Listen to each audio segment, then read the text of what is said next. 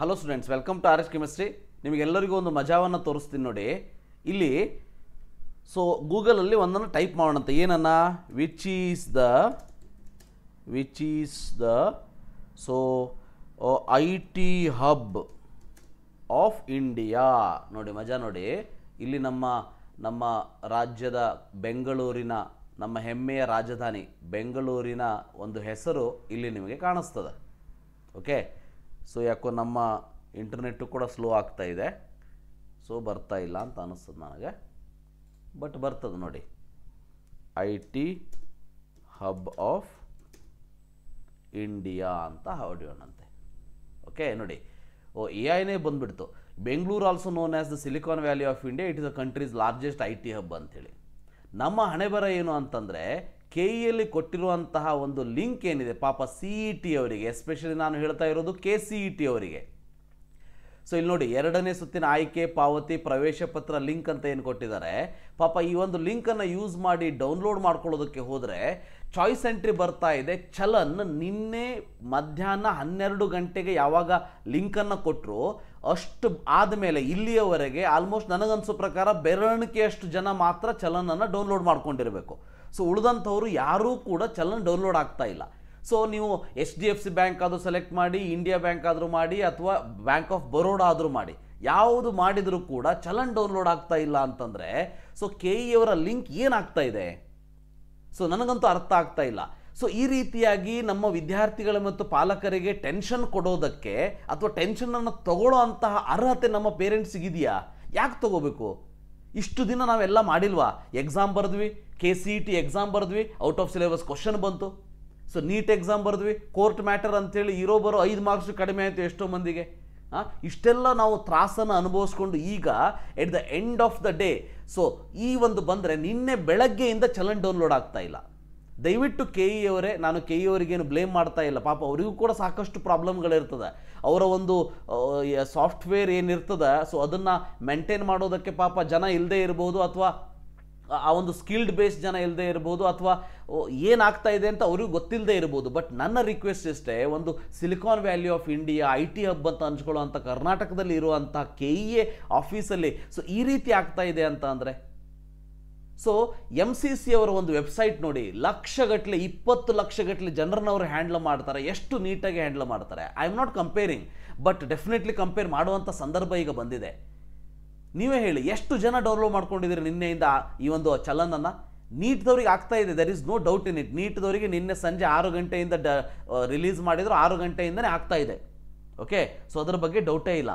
ಆದರೆ ಎಷ್ಟು ಜನ CET ಅವರಿಗೆ ಚಲನ್ ಡೌನ್ಲೋಡ್ ಆಗಿದೆ? ಹೋಗಲಿ, 2ನೇ ಇಂಪಾರ್ಟೆಂಟ್ ಪಾಯಿಂಟು, ಚಲನ್ ಯಾರ್ಯಾರಿಗೆ CET ಅವರಿಗೆ ಡೌನ್ಲೋಡ್ ಆಗಿದೆ, ನೀವು ಚಲನ್ ಕೆಳಗಡೆ ಡೇಟ್ಸನ್ನು ನೋಡಿ. So last date to pay the payment 27th ಅಂತ ಬರ್ತಾ ಇದೆ. CET ಅವರಿಗೆ ಯಾರ್ಯಾರಿಗೆ ಡೌನ್ಲೋಡ್ ಆಗಿದೆ ಅವ್ರದ್ದು ನೋಡ್ಕೊಳ್ಳಿ. ಬಟ್ ಇಲ್ಲಿ ಸೊ ನಮಗೆ ಚಲನನ್ನು ಡೌನ್ಲೋಡ್ ಮಾಡಿ ಫೀಸನ್ನು ಪೇಮೆಂಟ್ ಮಾಡೋದಕ್ಕೆ 26 ಲಾಸ್ಟ್ ಡೇಟ್ ಅಂತ ಇದೆ. ಅಂದರೆ ಆಲ್ರೆಡಿ ನೀವು ಡೇಟನ್ನು ಎಕ್ಸ್ಟೆಂಡ್ ಮಾಡಿದ್ದೀರಾ. ಹಾಗಾದರೆ ಮಾಡಿದರೆ ದಯವಿಟ್ಟು ನೋಟಿಫಿಕೇಷನನ್ನು ಕೊಡಿ. ಇನ್ನೊಂದು ಮಜಾ ಅಂತಂದರೆ, ಯಾರ್ಯಾರು ನೀಟ್ ಚಲನನ್ನು ಡೌನ್ಲೋಡ್ ಮಾಡ್ಕೊಂಡಿದ್ದೀರಿ ನಿನ್ನೆ, ನೀವು ಅದರಲ್ಲಿ ಡೇಟನ್ನು ನೋಡಿ. ಸೊ 25th ಲಾಸ್ಟ್ ಡೇಟ್ ಅಂತ ಇದೆ. ಹಾಗಾದರೆ ಇಲ್ಲಿ ಕೊಟ್ಟಿರುವಂತಹ ನೋಟಿಫಿಕೇಶನ್ನೇ ರಾಂಗ್. ಹಾಗಾದರೆ ಸೊ ನೋಡಿ, ಇಲ್ಲಿ downloading the admission order after payment of the challan 26th ಅಂತ ಇದೆ. ಸೊ ಇಲ್ಲಿ payment of fees seat allotted candidate if not paid earlier 26th up to 4 PM ಅಂತ ಇದೆ. ಹಾಗಾದರೆ ಚಲನ್ ಮೇಲೆ ಮೆನ್ಷನ್ ಆಗಿರುವಂತಹ 25th ಡೇಟ್ ಏನಿದೆ ಅದು ರಾಂಗ್. ಹಾಗಾದರೆ ಅಂದರೆ CET ಅವರಿಗೆ 1 ಡೇ ಎಕ್ಸ್ಟೆಂಡ್ ಆಗಿದೆ, ಸೊ ನೀಟ್ದವರಿಗೆ 1 ಡೇ ಪ್ರೀಪೋನ್ ಆಗಿದೆ. ಹಾಗಾದರೆ KE ಅವರೇ ದಯವಿಟ್ಟು ಅರ್ಥ ಮಾಡ್ಕೊಳ್ಳಿ. ಇಡೀ ಎಲ್ಲ ರಾಜ್ಯದ ವಿದ್ಯಾರ್ಥಿಗಳು, ಪಾಲಕರು ನೋಡ್ತಾ ಇರ್ತಾರೆ. ಬೇರೆ ಬೇರೆ ರಾಜ್ಯದ ಮುಂದೆ ನಮ್ಮ ರಾಜ್ಯದ ಒಂದು KE ಅನ್ನೋ ಒಂದು ಸಂಸ್ಥೆ ಕೆಳಮಟ್ಟಕ್ಕೆ ಹೋಗೋದು ಬೇಡ. So we are very proud of our state, our Bengaluru and KE, Karnataka examination authority. But ಇಂತಹ ಸ್ಮಾಲ್ ಮಿಸ್ಟೇಕಿಂದ ಯಾಕೆ ಹೀಗಾಗ್ತಾ ಇದೆ ಗೊತ್ತಾ ಇಲ್ಲ. ಸೊ ಬಹಳಷ್ಟು ಬದಲಾವಣೆಗಳನ್ನು KE ಅವರು ಈ ವರ್ಷ ತೆಗೆದುಕೊಂಡು ಬಂದಿದ್ದಾರೆ. ಸೊ ನಮ್ಮ ಹೊಸ ಡೈರೆಕ್ಟರ್ ಆಗಿರುವಂಥ ಪ್ರಸನ್ನ ಸರ್ ಅವರ ಅಧ್ಯಕ್ಷತೆಯಲ್ಲಿ ಬಹಳ ಚೆನ್ನಾಗಿ ನಡೀತಾ ಇದೆ, ಅದರಲ್ಲಿ 2 ಡೌಟೇ ಇಲ್ಲ. ಆದರೆ ಯಾಕೆ ಹೀಗಾಗ್ತಾ ಇದೆ? ಸೊ ದಯವಿಟ್ಟು ಪ್ರಸನ್ನ ಸರ್ ಅವರು ಇದರ ಬಗ್ಗೆ ಗಮನವನ್ನು ಹರಿಸಬೇಕು. ಸೊ ಇನ್ನೊಂದು ಪಾಯಿಂಟ್ ನೋಡಿ, ಪಾಪ ಈಗ ನನ್ನ ಒಂದು ಎಕ್ಸಾಂಪಲ್ಲೇ ಇದೆ. ನಮ್ಮ ಒಬ್ಬ ವಿದ್ಯಾರ್ಥಿ ಧಾರವಾಡದಲ್ಲಿ ಇರೋನು, ಅವನಿಗೆ ಕಾಲೇಜ್ ಅಲಾಟ್ ಆಗಿರೋದು ರಾಯಚೂರಲ್ಲಿ, ಸೆಕೆಂಡ್ ರೌಂಡಲ್ಲಿ ಫ್ರೆಶ್ ಅಲಾಟ್ಮೆಂಟ್ ರಾಯಚೂರಲ್ಲಿ ಅಲಾಟ್ ಆಗಿರುವಂಥದ್ದು. ಸೊ ಈಗ ಆ ಒಬ್ಬ ವಿದ್ಯಾರ್ಥಿ ಏನು ಮಾಡಬೇಕು? ಸೊ ನಿನ್ನೆ ಚಲನನ್ನು ಬಿಟ್ಟಿದ್ದಾರೆ, ಬಹಳ ಒಳ್ಳೆಯದು. ಇವತ್ತು ಚಲನನ್ನು ಪೇಮೆಂಟ್ ಮಾಡಬೇಕು. ಇವತ್ತು ಚಲನನ್ನು ಪೇಮೆಂಟ್ ಮಾಡಿ ಇಲ್ಲಿಂದ ಧಾರವಾಡಕ್ಕೆ ಹೋಗ್ಬೇಕಂದ್ರೆ ಇವತ್ತು ಸಂಜೆ ನಾನು ಬಸ್ಸೋ ಟ್ರೈನೋ ಹಿಡಿಬೇಕು. ಅಂದರೆ ಇವತ್ತು ಡೇಟ್ ಎಷ್ಟು?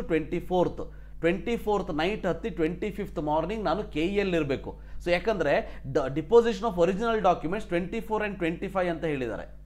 ಇಲ್ಲೂ ಕೂಡ ಮಜಾ ನೋಡಿ. ಸೊ ಫೀಸ್ ಪೇಮೆಂಟ್ ಮಾಡೋದಕ್ಕೆ ನೀವು 26 ತನಕ ಟೈಮ್ ಕೊಡ್ತೀರಿ, ಡಾಕ್ಯುಮೆಂಟ್ ಡಿಪಾಸಿಟ್ ಮಾಡೋದಕ್ಕೆ 25th ತನಕ ಟೈಮ್ ಕೊಡ್ತೀರಿ ಅಂತ ಅಂದರೆ, ಹಾಗಾದರೆ ಫೀಸ್ ಪೇಮೆಂಟ್ ಮಾಡಿರೋ ಚಲನ್ ಇಲ್ಲದೇನೆ ಡಾಕ್ಯುಮೆಂಟ್ ಸಬ್ಮಿಷನ್ ಆಗ್ತದೆ KEಯಲ್ಲಿ? ಸೊ ಅದು ಕೂಡ ಆಗೋದಿಲ್ಲ ನೋಡಿ. ಆ ಒಬ್ಬ ವಿದ್ಯಾರ್ಥಿ ಇವತ್ತು ರಾತ್ರಿ ಬಸ್ ಹತ್ತೋ ಟ್ರೈನ್ ಹತ್ತೇನೋ ಬೆಂಗಳೂರಿಗೆ ಹೋಗಬೇಕು, 25 ಅಂದರೆ ನಾಳೆ ಬೆಳಗ್ಗೆ ಹೋಗಿ ಡಾಕ್ಯುಮೆಂಟ್ ಸಬ್ಮಿಟ್ ಮಾಡಬೇಕು. ಇಮಿಡಿಯೇಟ್ಲಿ ಅಡ್ಮಿಷನ್ ಆರ್ಡರ್ ಡೌನ್ಲೋಡ್ ಮಾಡಿಕೊಂಡು ರಾಯಚೂರಿನ ಹತ್ತಿರ ಇದೆಯಾ, ಅಥವಾ ಟ್ರೈನಲ್ಲಿ ಜಂಪ್ ಮಾಡ್ಕೊತ ಹೋಗಲ್ಲ, ಅಥವಾ ಅವನೇನು ಸೂಪರ್ ಮ್ಯಾನಾ, ಅಥವಾ ಈ ಒಂದು ಹೆಲಿಕಾಪ್ಟ್ರಲ್ಲಿ ಹೋಗ್ಬೇಕು ಅವನು. ಸೊ ರಾಯಚೂರಿಗೆ ಹೋಗ್ಬೇಕು ಅಂದರೆ ಮತ್ತೆ ಅಲ್ಲಿಂದ ರಾತ್ರಿ ಬಸ್ ಹತ್ತಿ ರಾಯಚೂರಿಗೆ ಹೋಗ್ಬಿಟ್ಟು ಅಲ್ಲಿ ಅಡ್ಮಿಷನ್ ತೊಗೋಬೇಕು. ಹೋಗಲಿ, ಅಡ್ಮಿಷನ್ಗೆ ಹೋಗೋಂಥ ಸಂದರ್ಭದಲ್ಲಿ ಅವರೇನಾದರೂ ಆ ಡಾಕ್ಯುಮೆಂಟ್ ಕೊಡಿ, ಈ ಡಾಕ್ಯುಮೆಂಟ್ ಕೊಡಿ ಅಂತ ಹೇಳಿದರೆ, ಯಾಕೆಂದರೆ ಡಾಕ್ಯುಮೆಂಟ್ ಬಗ್ಗೆ ಮೊದಲಿಂದನೂ KEಯಲ್ಲಿ ಪ್ರಾಬ್ಲಮ್ ಇದೆ. KE ಅವರು ಹೇಳುವಂಥ ಮ್ಯಾಂಡೇಟರಿ ಡಾಕ್ಯುಮೆಂಟೇ ಬೇರೆ, ಕಾಲೇಜಲ್ಲಿ ಹೇಳುವಂಥ ಡಾಕ್ಯುಮೆಂಟೇ ಬೇರೆ. ಕಾಲೇಜಲ್ಲಿ ನೂರಾರು ಬಾಂಡ್ಗಳನ್ನು ಹೇಳ್ತಾರೆ, KE ಅವರು ಹೇಳೋದು 2 ಬಾಂಡ್, Annexure 1, Annexure 9.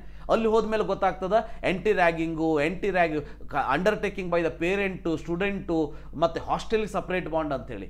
ಕೊಡೋದ್ರಲ್ಲಿ ನಮಗೇನು ಬೇಜಾರಿಲ್ಲ, ಕೊಡೋಣಂತೆ. ಆದರೆ ಸೊ ಅವೆಲ್ಲವನ್ನ ಅಡ್ಮಿಷನ್ಗಿಂತ ಮುಂಚೆನೇ ಹೇಳಿಬಿಟ್ರು ಅಂತ ಅಂದರೆ ಇಂತಿಂಥ ಕೇಸಲ್ಲಿ ಇಂತಿಂಥ ಕಾಮನ್ ಬಾಂಡ್ಸ್ಗಳಿರ್ತದೆ, KE ಥ್ರೂನೇ ಬರಲಿ ಅಲ್ಲ ಅಷ್ಟು. ಸೊ ಒಂದು ಕಾಲೇಜಲ್ಲಿ ಡಾಮಿಸೈಲ್ ಸರ್ಟಿಫಿಕೇಟ್ ಕೇಳ್ತಾರೆ, ಒಂದು ಕಾಲೇಜಲ್ಲಿ ಕೇಳೋದಿಲ್ಲ.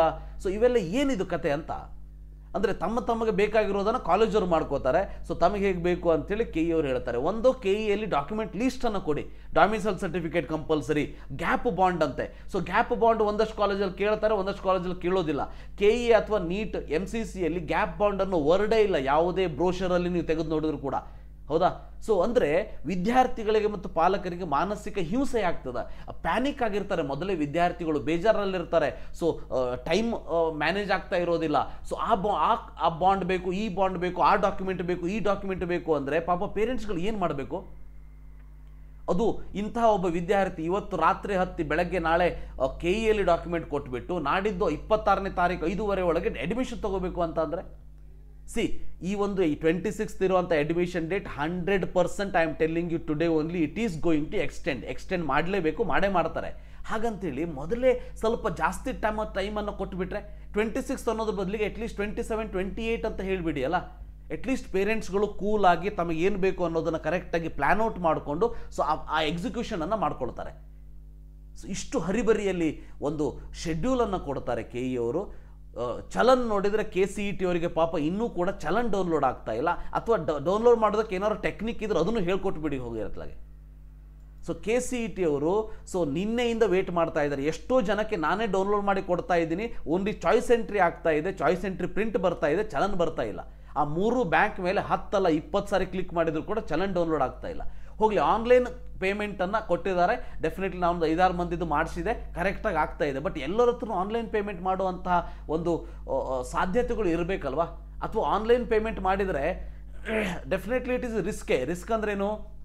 ಭಾಳಷ್ಟು ಜನ ವಿದ್ಯಾರ್ಥಿಗಳಲ್ಲಿ ಪಾಲಕರಲ್ಲಿ ಆನ್ಲೈನ್ ಪೇಮೆಂಟ್ ಫೆಸಿಲಿಟಿ ಇರೋದಿಲ್ಲ. ಸೊ ಬ್ಯಾಂಕ್ ಸರ್ವರ್ ವರ್ಕ್ ಆಗೋದಿಲ್ಲ. ಅಂಥ ಕೇಸಲ್ಲಿ ಈ ರೀತಿ ಆದರೆ ಏನು ಮಾಡೋದು? ಸೊ ಅದಕ್ಕೆ KE ಅವರು ದಯವಿಟ್ಟು ಇದರ ಬಗ್ಗೆ ಗಮನ ಹರಿಸಿ ಆದಷ್ಟು ಬೇಗ ಚಲನನ್ನು ಡೌನ್ಲೋಡ್ ಮಾಡ್ಕೊಳ್ಳೋದಕ್ಕೆ ಸಿಂಪಲ್ ಆಗಿರುವಂಥ ಒಂದು ಆಪ್ಷನನ್ನು ಕೊಟ್ಟು ಒಂದು ಸಾರಿ ಕ್ಲಿಕ್ ಮಾಡಿದರೆ ಚಲನ್ ಡೌನ್ಲೋಡ್ ಆಗಬೇಕು. ಆ ರೀತಿ ಮಾಡಿ ದಯವಿಟ್ಟು ಅಟ್ಲೀಸ್ಟ್ ಇವತ್ತು KE ಆಫೀಸ್ ಓಪನ್ ಆದಮೇಲಾದರೂ ಈ ಬಗ್ಗೆ ವರ್ಕ್ ಆಗ್ತದಂತ ನೋಡೋಣಂತೆ. ಸೊ ಅದರ ಜೊತೆಗೆ ಸೊ ಯಾವುದು ಡೇಟ್ ಕರೆಕ್ಟ್ ಅನ್ನೋದನ್ನು ನಮಗೆ ಕನ್ಫರ್ಮ್ ಮಾಡಿಬಿಡಿ. ಐದರ್ 25th ಒಳಗೆ ನಾವು ನೀಟ್ ವಿದ್ಯಾರ್ಥಿಗಳು ಚಲನ್ ಪೇಮೆಂಟ್ ಮಾಡಬೇಕು, 26th ಒಳಗೆ ಮಾಡಬೇಕು. ಸೊ ಯಾವಾಗ ನಾವು ಬಂದು ಡಾಕ್ಯುಮೆಂಟನ್ನು ಕೊಡಬೇಕು, ಯಾಕಂದರೆ 26 ತನಕ ಇಲ್ಲಿ ಪೇಮೆಂಟಿಗೆ ಕೊಟ್ಟರೆ ಸೊ 25th ಒಳಗಡೆ ಡಾಕ್ಯುಮೆಂಟ್ ಹೆಂಗೆ ಕೊಡ್ಬೇಕು ನಾವು? ಸೊ ಅದರ ಜೊತೆಗೆ CET ಅವರಿಗೆ 27th ಲಾಸ್ಟ್ ಡೇಟ್ ಅಂತ ಬರ್ತಾ ಇದೆ. ಇಲ್ಲಿ ನೋಡಿದರೆ 26 ಇದೆ, ಬಟ್ 27th ಲಾಸ್ಟ್ ಡೇಟ್ ಅಂತ ಬರ್ತಾ ಇದೆ. ಸೊ ಯಾರೋ ಒಬ್ಬ ವಿದ್ಯಾರ್ಥಿ 27th ಲಾಸ್ಟ್ ಡೇಟ್ ಇದೆ ಅಂತ ಅಂದ್ಕೊಂಡು ಪೇಮೆಂಟ್ ಮಾಡ್ಬೋದು ಹಾಗಾದರೆ. ಸೊ ದಯವಿಟ್ಟು ಇದರ ಬಗ್ಗೆ ಗಮನ ಹರಿಸಿ ಒಂದು ಸೊಲ್ಯೂಷನನ್ನು ಕೊಡಿ ಅಂತೇಳಿ KE ಅವ್ರ ಹತ್ರ ಕೇಳ್ತಾ ಕೊನೆಯದಾಗಿ ಹೇಳ್ತಾ ಇದ್ದೀನಿ, ಕೆ ಇ ಅವರಿಗೆ ನಾನು ಬ್ಲೇಮ್ ಮಾಡ್ತಾ ಇಲ್ಲ. Definitely they are doing very good job under the direction of Prasanna sir. But ಇಲ್ಲಿ ಕೆಲವೊಂದಷ್ಟು ಪ್ರಾಬ್ಲಮ್ಗಳು ಏನಾಗ್ತಾ ಇದೆ, ಇದು ಸಣ್ಣದು. ಡೆಫಿನೆಟ್ಲಿ ಕೆ ಇ ಅವರಿಗೆ ಇದು ಬಹಳ ಸಣ್ಣದು, ಬಟ್ ವಿದ್ಯಾರ್ಥಿಗಳು ಮತ್ತು ಪಾಲಕರಿಗೆ ಈ ಒಂದು ಟೆನ್ಷನ್ ಕೊಡೋ ಅಂಥದ್ದು, ತ್ರಾಸು ಕೊಡೋ ಅಂಥದ್ದಾಗಿರ್ತದೆ. ಸೊ ದಯವಿಟ್ಟು ಈ ಟೆನ್ಷನ್ನಿಗೆ ನಮ್ಮ ವಿದ್ಯಾರ್ಥಿಗಳು ಅರ್ಹರಲ್ಲ. ಯಾಕಂದರೆ ಅವರು ಕಷ್ಟಪಟ್ಟು ವಿದ್ಯಾರ್ಥಿಗಳು ಓದಿದ್ದಾರೆ, ಒಳ್ಳೆಯ ಮಾರ್ಕ್ಸ್ ಅಂತ ತೆಗೆದುಕೊಂಡಿದ್ದಾರೆ, ಸೀಟ್ ಅಲಾಟ್ ಆಗಿದೆ. ಈಗ ಈ ರೀತಿಯಾಗಿ ಹೆಡ್ಡೇಕನ್ನು ಕೊಡೋ ಅಂಥದ್ದು ಆಗದೇ ಇರಲಿ ಕೆ ಇ ಅವರ ಕಡೆಯಿಂದ ಅಂತ ಹೇಳ್ತಾ ಈ ಒಂದು ವಿಡಿಯೋನ ಇಲ್ಲೇ ಮುಗಿಸೋಣಂತೆ. Thank you, have a nice day.